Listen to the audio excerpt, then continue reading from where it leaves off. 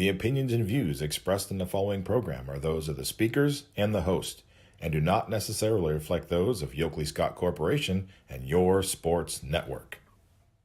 Yeah, I've been closer to Jesus before, so can you help me out? Oh, can you help me out? Am I on my own? Am I on my own? Or can you help me out? Am I on my own? Am I on my own? Or can you help me out? Can you help me out?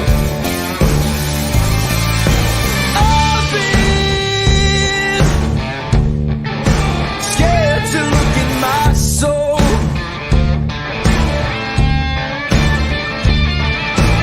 I've been afraid I would follow the road. Yeah, afraid of the things I've been told. And hello, everybody. Welcome inside a holiday edition of Running Point on ysnlive.com. As always, we are brought to you by our good friends up in that top right corner of the screen, Greenwood Chevrolet in Austin Town. They go the extra mile for you. We try to do the same here on this show every single day. I definitely hope that you guys are enjoying your Labor Day to cap off a really good Labor Day weekend. If you are watching from outside the Northeast Ohio area, hi, love to know what you're doing here, but hi, we appreciate you no matter where you're watching from. But if for some reason you're watching from outside that area, you don't know, everybody else knows that this weekend is a big weekend for our area with the Canfield Fair, which is the largest county fair in the country. And we have a lot of fun this weekend, and I'm sure a lot of people watching today have as well. Got out there, got some fair food, got some rides, got some games, saw the animals, check out the education building, and saw the wonderful work all of our students have done in the classroom, in the art room. I love the art. I love the art. I will go in there and look at the art for days. I know my mom's like, "Oh, this bored. Let's get out." No, I like sitting and looking at the art every now and then in the education building. But you gotta have a Molnar cinnamon roll, right? That is my go-to. Cinnamon rolls are like heaven for me, and Molnars, no one doesn't like them. And it's like last night I got a big cinnamon roll. It had to be like this big. I can't with the mic. I'm gonna move the mic for real quick. It had to be like this big, right? Like, it was a big cinnamon roll. I ate it all in about 30 minutes. Did I regret it an hour later with stomach problems? Probably. Do I care? No. It was that good. Some things are worth it. Cinnamon rolls, Molnar cinnamon rolls, double thumbs up. What's my favorite cereal? Cinnamon Toast Crunch. Boom. It's like a hard cinnamon roll. No, but that's my go-to. Fair fries. You got it. You got it all. DeRusso's. Love the fair. Love the fair. And it's the last day, so if you're out there and you're watching from the fair, hi.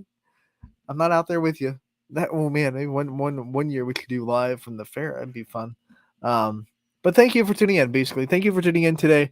Labor Day. We have so much to talk about because we had a busy weekend on YSN. We have no games to preview because we are off for today as far as sports goes. There's no games on the network. No games happening. Labor Day is an off day for high school athletics, but we have plenty of games to recap today, and we're also going to play a very, very good interview with a senior captain out of Latonia and Kayla Kaminsky. A great interview, great player. Can't wait to share that interview with you guys here on today's show. That'll be a little bit later. But first, let's dive into the scores over the weekend and see what was going on in the football and on Saturday, the volleyball and soccer worlds, as we were having so much fun at the fair. As we hop into Friday's scoreboard, which is always brought to you by Burnett Pools and Hot Tubs. I'm going to scroll up real quick so you can see their logo, presented by, I should say, Burnett Pools and Hot Tubs. And This scoreboard is such a great tool for our fans to check out the scores when they're watching the broadcast and want to hop off real quick, check a score. Or maybe they're at a game and they don't want to be staring at their phone looking for a score, so they just hop on our scoreboard. It's a great tool, and it is always presented by Burnett Pools and Hot Tubs. So we cannot bring it to you without their wonderful support and sponsorship. So make sure to give them some love as well. We will start with Austintown Fitch coming off of the hard loss in week 2. And everything went their way this week as Glen Oak, who's a pretty dang good football team, and Fitch made them look like a JV team. Fitch was angry, they were focused, and I said it in a preview. I said TJ Parker is really good at putting a chip on kids' shoulders, even when things are going really, really well for Fitch. And this was a week where things did not go well. Things did not end up the way Fitch wanted them to. So the chip was even easier to put on their shoulders, and they are focused. They were mean. They were angry. Everything about it. They absolutely never let up when they had a big lead, and they get the big win, 35-3, the final score there. Wellsville with a tough loss to Caldwell, 49-7. East Palestine actually really competed very well on the road in Bridgeport, which is about 3 hours away. I mean, this was a trip. One, shout out to Tim Figley for making the trip down to Bridgeport to bring this game live on Ysn Live. That was a major get for us to be able to go all the way down there and get this game. Want to thank Bridgeport for letting us in. This is, a completely unfamiliar opponent that probably didn't know Ysn when they got the email, but they were gracious. They were great hosts. So I want to thank Bridgeport as well for being accommodating. But then this game was actually one of the ones that we were watching down the stretch. East Palestine fought really hard. They did not come out with the win. Obviously, 32-25. They lose by 7, but they were never out of it. They really, really scrapped in this one. And I think you watch that game, you watch the film, and you can start to see some reasons to believe that East Palestine can get some victories this season. They'll start conference play next week, and obviously there are some teams in their conference that have struggled like they have, and those are going to be games where East Palestine might be able to get a win, which would be big for their program inside the EOAC. Grand Valley got rocked by Pymatuning Valley in the Battle of the Valleys, 30-0. The final score there. Lakers, the big physicality of that team, just too much for Grand Valley to handle. Lakeview Liberty was a very good one. Liberty proved that they can score really, really quick. They scored 2 touchdowns in less than 20 seconds in the start of the third quarter to make this a game, really, because Lakeview was looking like they were going to run away with it. Liberty ran back the opening kickoff return for a touchdown. Then they forced a fumble on the very first play of the ensuing Lakeview possession, and then on the very next play, they scored a touchdown. So 2 touchdowns in less than 20 seconds, and Liberty was in it. But props to Lakeview for not letting that take the wheels off their wagon. I mean, you have a team do that to you, then things can fall apart really quickly. For an undisciplined team, a not mentally tough team, they could have let that go way off the rails, and Liberty actually probably could have run away with it with that kind of momentum. But Lakeview got right back, and the next possession they went down and they scored. Pretty back and forth game from that point on. Unfortunately for Liberty, Lakeview, the way it was set up, when they would score, they would put themselves in a 2-possession lead. And that's what happened. They won by 9. Liberty really didn't have a chance to come back and have a final drive because they were down by 2 possessions. So Lakeview gets the win. It was definitely harder than it looked like it was going to start to be, and they pulled it out, 40-31. Lakeview's undefeated. Big test next week as they will travel to South Range.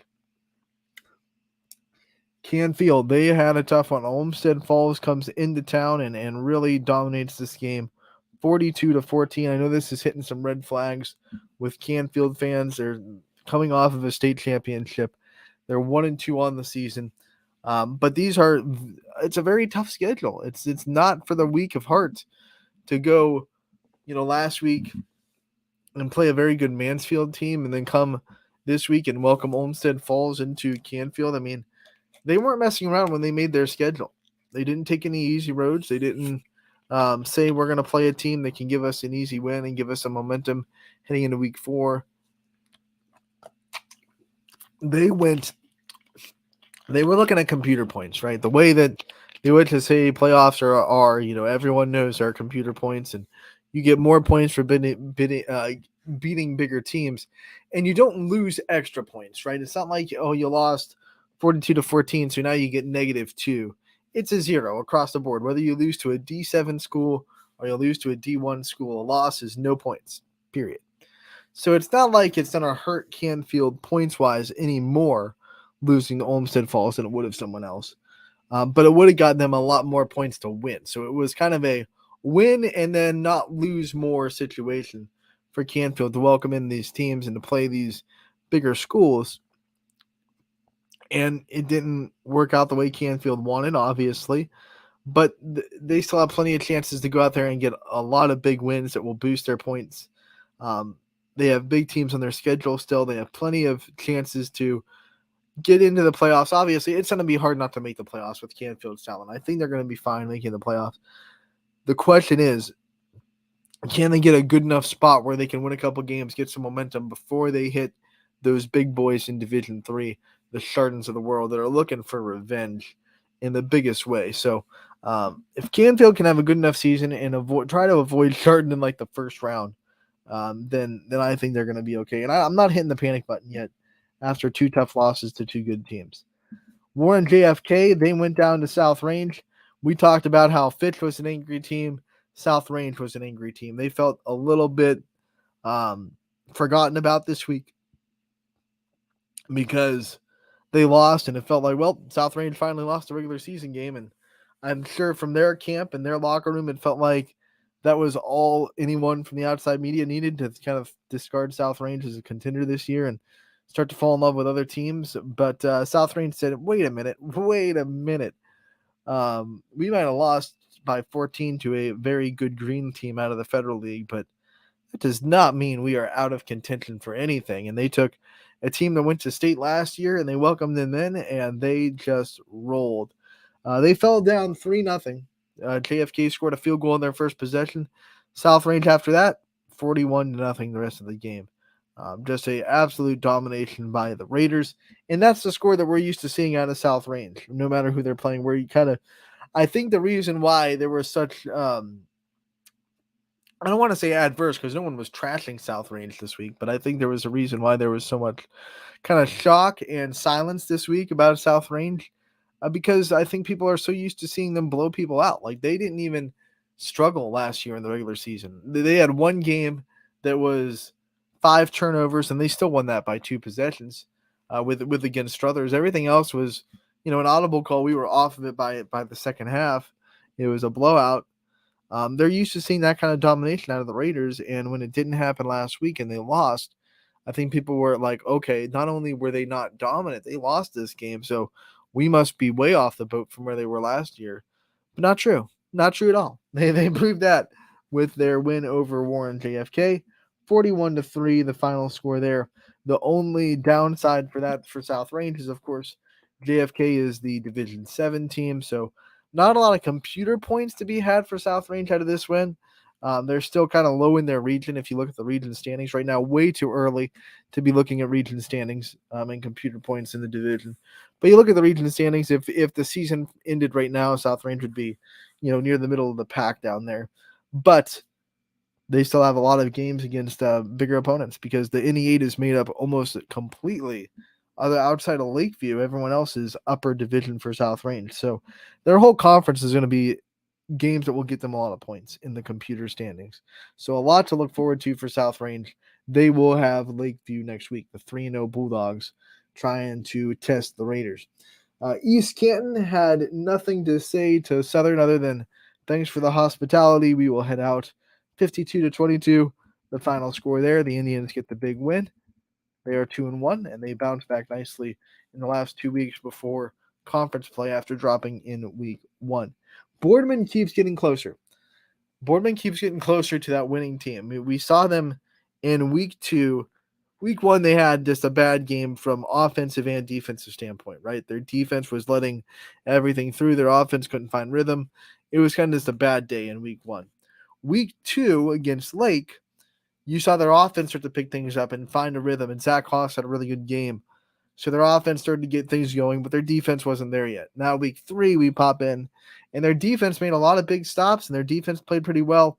Their offense just couldn't muster up enough to get a victory over Cheney. So they need to put week two and week three together into one cohesive game. And when they find out how to do that and they figure out how to play as a unit and play well on both sides of the field, I think they proved in the last 2 weeks that they have the pieces to do it. They have the pieces to put together one of the best seasons that Boardman's had in the last couple of years. I mean, this program has definitely been struggling of late. So if they can put together 5-6 wins this year, maybe even 7, then they will definitely take big steps in this program that has been, like I said, struggling the last couple of years. So they can find a way to put together week one, put together week two, put together week three. The pieces are there. You see it. They played really good defense against a very good Cheney team this week.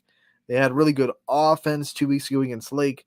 So if they find a way to have both those at the same time, then I think they can roll and they can definitely get some momentum heading into this season.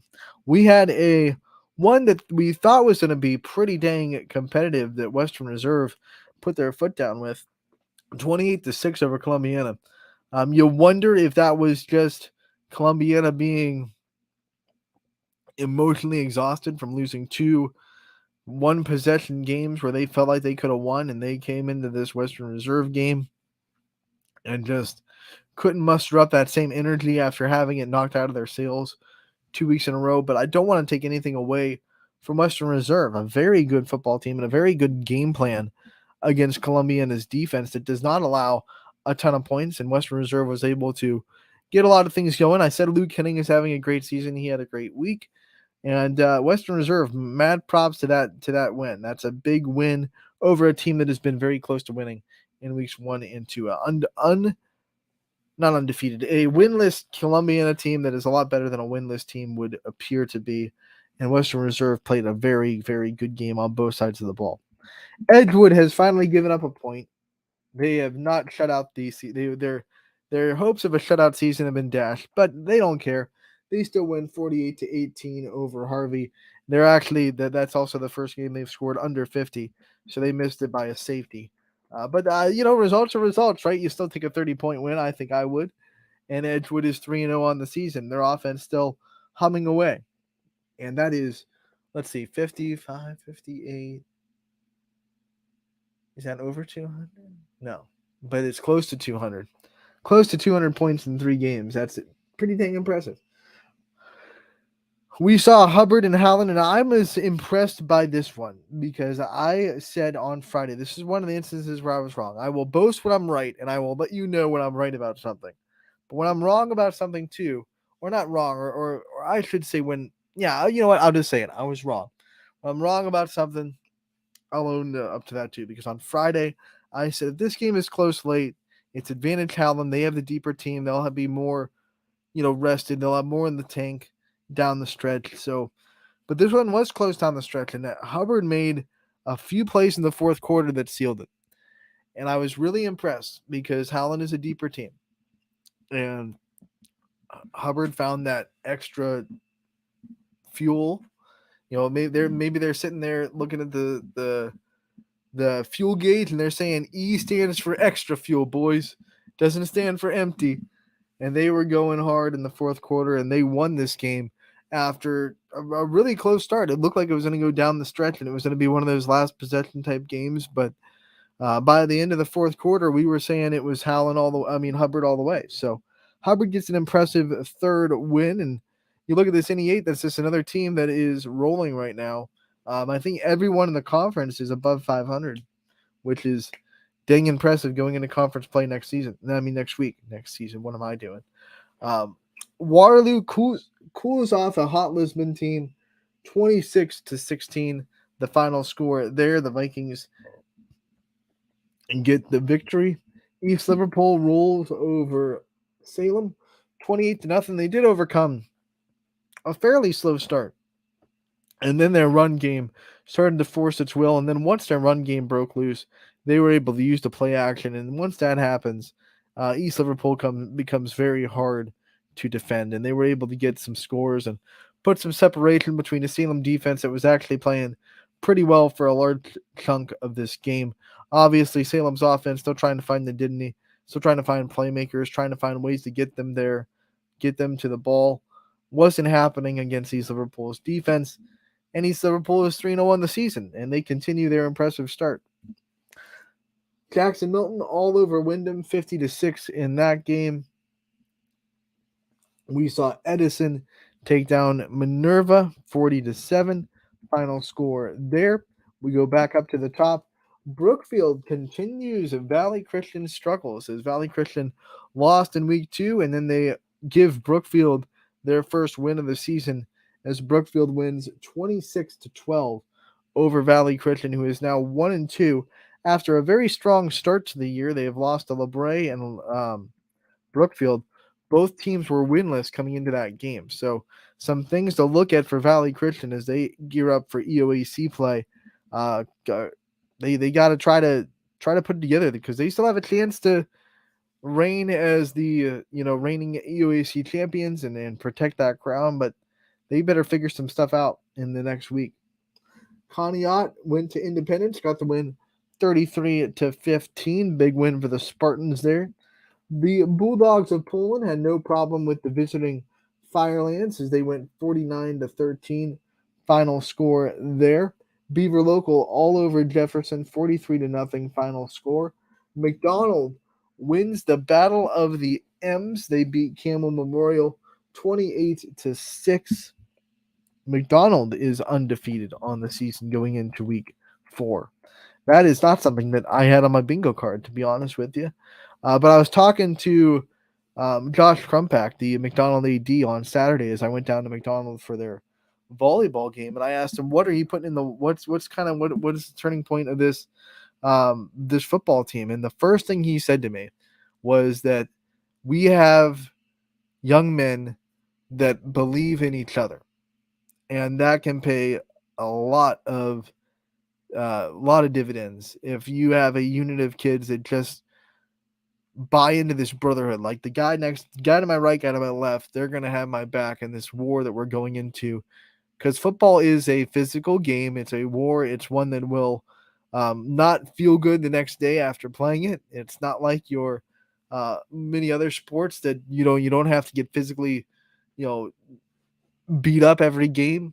But McDonald just has guys that just trust each other to go do their job, and they're not trying to do too much. They're not trying to go outside of their lane. They're just a very good unit right now, and that's what he was telling me. He said they're a unit that believes in each other. They believe in the coaching staff, and they're working as a really well-oiled machine right now. And you can see that when they beat Camel, and a Camel team that has looked pretty good in the first 2 weeks, 1-1 in the season coming into this game, but they competed against Lowville. They got the win in week 1. So you felt like this is going to be a tough challenge for McDonald, but they had the reins of this game from the jump. 28-6 your final score. Champion falls to Southeast 33-20. Garfield continues their bullying ways as they go all over Normandy. 52-13 the final score there. Mooney falls to Steubenville just by a little bit. 21-14 the final score there. I just went to the homepage somehow. Don't know how that happened. I didn't click on anything. So let me get back to Friday real quick, and then we will come back into talking about these games. Sorry for that little slip up, but we are going into the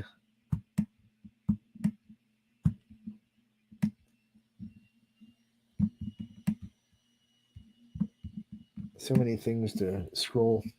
We're going into the next round of scores as Struthers was able to get the win over Brookville. You see that there. And then with a comeback victory over Crestview, 35-14.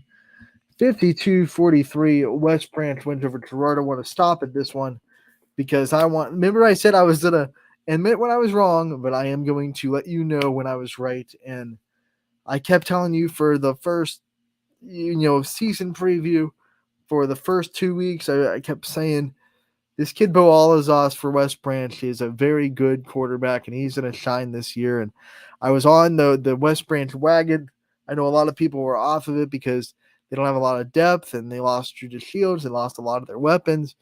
But we've watched this Bo Alazaz kid in other sports from the moment he stepped on the West Branch, scene, whether it be his greatness on the basketball court, great pitcher for the baseball team. This was his chance to get under center and to prove that he can be a great quarterback. And I said he's in the same shoes that Judas Shields was in 2 years ago when they got Brock Hilliard and he graduated, and everyone was saying, what's West Branch going to do? They just lost their star quarterback. He goes out. We have this kid that's making his first varsity start, and Judas Shields was a star. We just didn't know it. We just didn't know it yet.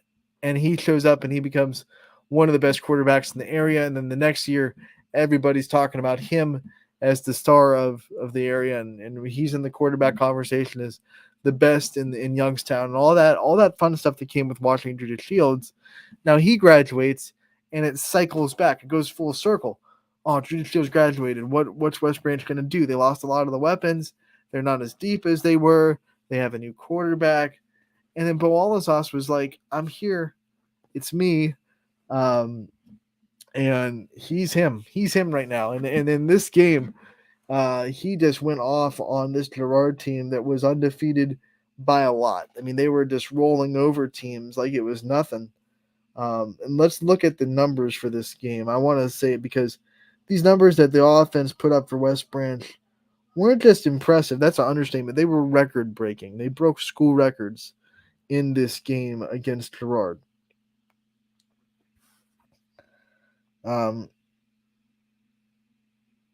Let's see. Bo Alazaz was 32 for 50 with 370 yards and 6 touchdowns.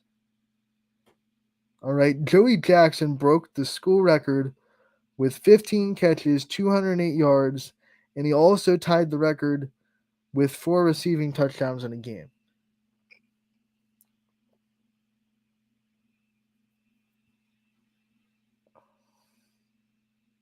Five touchdowns total, by the way, because Joey Jackson also had the defensive score with the pick 6. So 5 total touchdowns, 4 of them on the offensive side. He has the school record now for catches in a game with 15, yards in a game with 208, and he tied the school record for receiving touchdowns in a game with 4.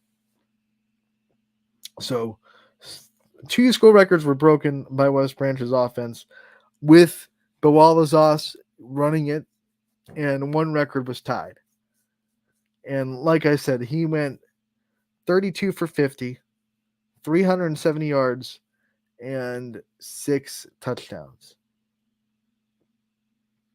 That's awesome. Those are the stats that make you drop the mic. Maybe Bo was hearing all this stuff too. He was hearing this noise that he wasn't good enough. He wasn't Judas Shields. He wasn't going to be the guy that makes West Branch as good as they were last year. And he just said, you know what? Watch this. 32 for 50, 370 yards, 6 tutties. Telling you, get on the West Branch wagon. Get on the gravy train. They're going to undefeated Ridgewood next week. It's going to be a big test. It's going to be another opportunity for Bo Alazaz to shine. And I think he will.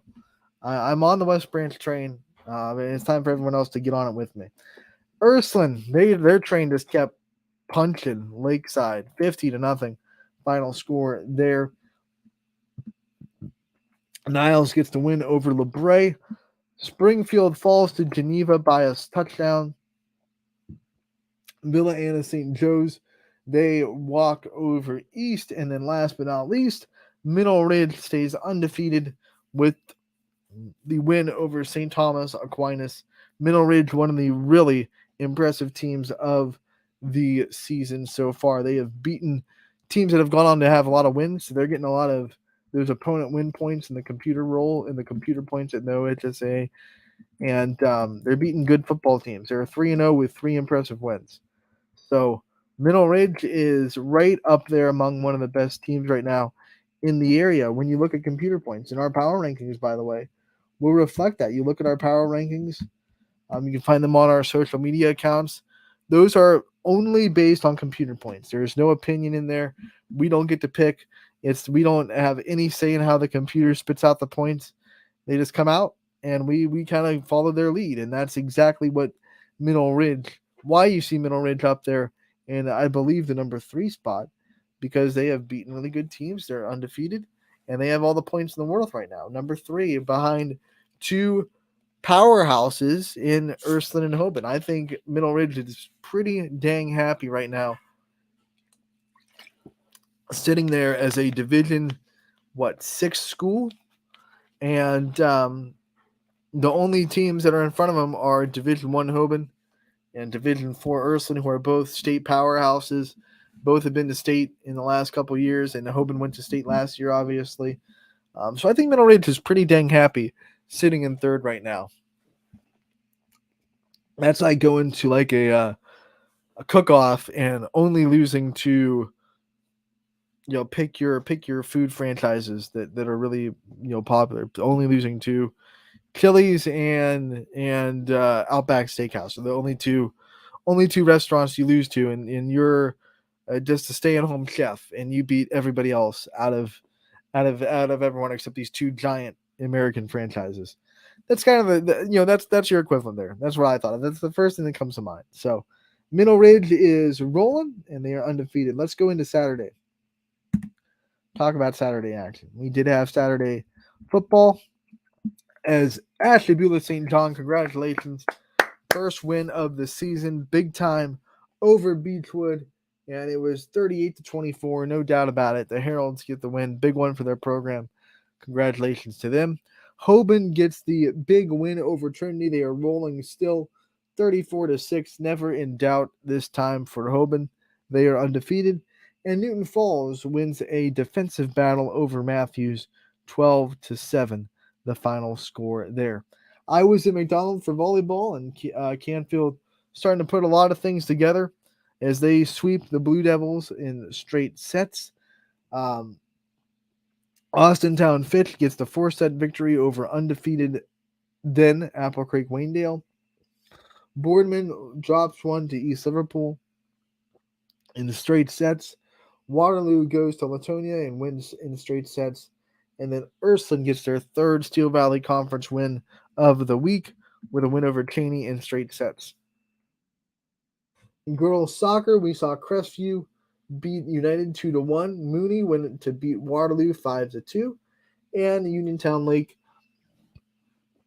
came to Boardman and beat them 4-2. Let's check out some boys soccer scores here before we shut down our recap of the weekend. If I can get this over here.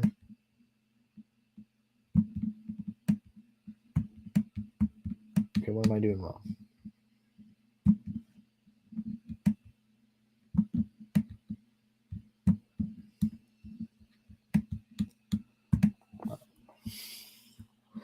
Boardman beat South Range. We know that Hoban beat Highland. Marlington and Howland tied. And West Branch beat Newton Falls. So those are your scores from girls soccer as well over the weekend. And like I said, a busy weekend on YSN. We had a lot of games, not just football. We had the Fitch game on live on the network. We had McDonald and Canfield live on the network. We had a couple of soccer games here live. So a very busy weekend for us, and this is the day where we get to take a breath before we get right back at it tomorrow. No athletic events tonight, so nothing to preview for tonight's events. So with that being said, we're going to jump right into our commercial break, say hi to some of our sponsors, and when we come back, we will have the interview with Kayla Kaminsky, the senior at Latonia, for the volleyball program, senior captain. We'll hear from her after we get back on Running Point, brought to you as always by our good friends over at Greenwood Chevrolet in Austintown. 21 News delivers the news as it happens, using the latest technology from where it happens. Live here outside the Mahoney County. On air, online, Wednesday afternoon weather update. Very dangerous. and on the 21 News social media platforms. I'm on the road right now. 21 News, the Valley's only locally owned source for trusted news since 1953. Craftsmanship to us is 60 years of pride and dedication. Passed down from generation to generation. The hardwood floors that your kids take their first steps on. The solid wood doors you quietly close at night. The things we create day in and day out are the products that end up turning your house into a home. At Baird Brothers Fine Hardwoods, uncompromising quality and craftsmanship built our business. And it will keep us moving forward for generations to come.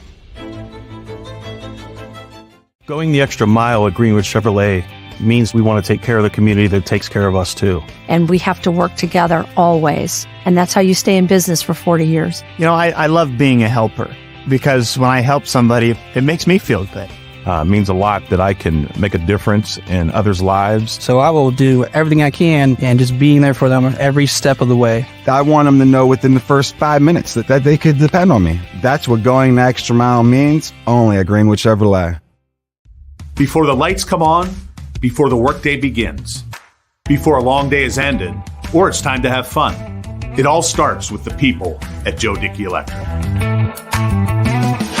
From replacing a light fixture in your home to building a substation for your business, no job is too big or too small. The people of Joe Dickey Electric power them all. Joe Dickey Electric, over 60 years of powering the Mahoning Valley.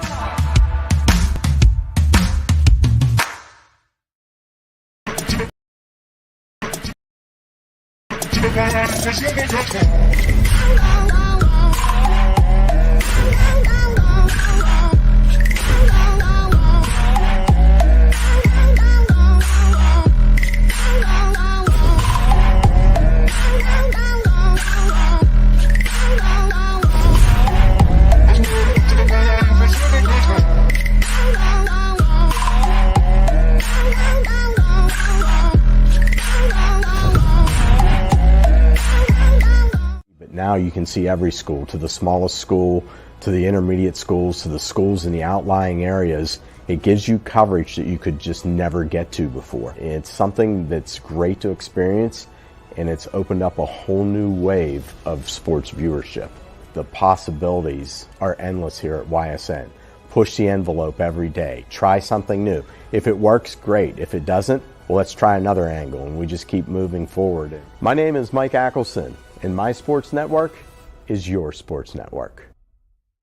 What can you do on over 5,000 acres?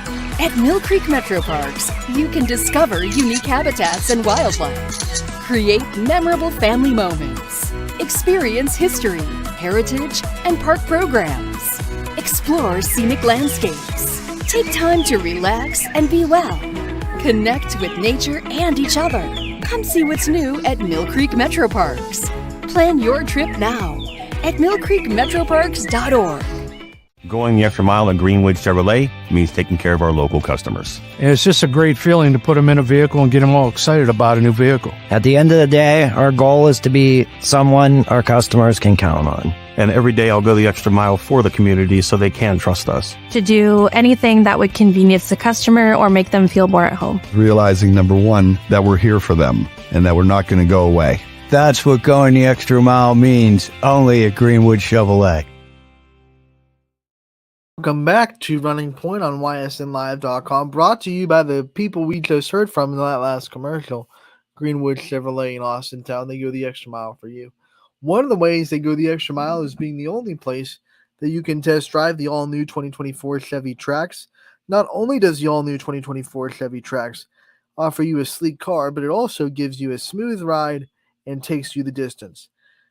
Test drive the Trax today by scheduling a test drive with Greenwood Chevrolet in Austintown, the only place where you can test drive that new vehicle, and it's the only place where you can find it at Greenwood Chevrolet in Austintown. We thank them for their constant support of this show since day one. They have never wavered from their presenting sponsor position, and we thank them always. Now we will head into the interview section of this show. We will play a player profile that we were able to conduct with Latonia Senior Captain Kayla Kaminsky. A great interview. Can't wait for you guys to hear it. So without further ado, here it is on Running Point. Anthony Hartwig here with a Latonia volleyball player profile. I'm joined by Kayla Kaminsky, one of the seniors of the Bears volleyball team. Kayla, thank you so much for taking the time to join us tonight. Thank you. As a senior, what are some of the emotions going through, as we're starting the beginning of the season? You realize that it's your last go, it's the last year, and everything you do at Latonia this year, it's the last time you're going to do it. I just think it makes me want to play harder for my team, honestly. Do you kind of find yourself having to, deal with those emotions of, it being a senior year and all the emotions that come with it? Or are you able to really put it away and focus on volleyball? I'm able to put it away until we get into the locker room after the game, for sure. You talked about wanting to play harder for your teammates, and obviously that's one of the big parts of being a senior is being a leader. How would you describe your senior leadership and your leadership qualities? I think that I have a lot of communication on the court, which helps the younger kids want to communicate and do better. All of the seniors are really good leaders. Having a group of leaders like that, not having it all on your shoulder, what kind of relief is that for you to know that you have other seniors on the team that are also really good leaders, like you said, that can take away some of the burden off of you? It's very relieving having other people being able to do that, because if I'm having a bad game, I know they could step up and lead also. We know throughout our coverage over the last 4 years that you have put a lot of time into volleyball. You can see it in your game. To do that, you have to spend a lot of time in the sport, which means you love it. Why do you love the sport of volleyball so much? I just love being very competitive and like people hitting at you and you getting it up. It's just a really good feeling. Killing the ball, it's a really good feeling also. You described two really good feelings the sport can give you, the big kill and the big dig. Which one's the best for you? Is it the dig? Is it the kill? Maybe a block? What's the best feeling in the sport? Probably getting a dig, for sure. When you think of all the things that you've been able to do already at Latonia, what are some personal goals that you set for yourself this senior season that you wanted to achieve? Definitely getting like a lot more kills than I have in past seasons. When you think about, what you have to do that, you set that goal and then you kind of tell yourself what things have to happen for you to reach those goals. What kind of things have you been working on to make sure that you can achieve that goal that you set? Lots of at-home practice, lots of practice at school. We do like open practices where it's just me and the setter. We all know that setter communication and the setter relationship is so important. Like you said, you put in extra work to make sure the rhythm and the communication with that setter is really good. What's it like to have a setter that you trust so much and one that you have such a good rhythm with? It's great because I can count on her to put the ball where I need it every time. How hard have you worked to build that trust and relationship, with her? Obviously, you talked about the extra time, but what else goes into building that relationship with a setter? Talking on and off the court. You have to build your relationship off the court before you build it on the court. We know that in volleyball, communication, chemistry, team unity is so important because you have to play as a unit out there on the court. What kind of things does this program do to build team chemistry and try to build relationships with each other off the court? We do like lock-ins. We all like go out to eat together. That builds a lot of relationship off the court, which follows into when we're playing on the court. What are some of your favorite team bonding exercises that you've been able to do as an athlete at Latonia? We do a lock-in every year where we spend the night at the school. We do a lot of like games. We tie-dye shirts. Now, you said that you love being competitive in volleyball. What other things do you get competitive in? What other things can you really feed that competitive energy into? Softball and sometimes like schoolwork, like competing with my classmates to get the better grade. We've asked a lot of students that, but we've never got the answer of schoolwork. So obviously you work hard at school. You're big in the books. What is your favorite subject in school right now? Definitely math. I love math. What's the flip side, the least favorite, the one that you have to work so hard at, and the one that gives you the most trouble? Science. Science is very difficult. When you think of like maybe the hardest assignment or project that you've had to do so far in your high school career, what comes to mind? Dissecting things in science. Like it's just, I don't know, it's hard and it's very weird. When you think of teachers in the school system that have really helped you along your journey, what teachers come to mind when you think about that? My math teacher, Mr. Work, he was very supportive of us all, and my kindergarten teacher, Miss Paxton, she's very supportive, and she was a basketball coach for me when I was younger. Going all the way to kindergarten. I like it. Yep. I like it.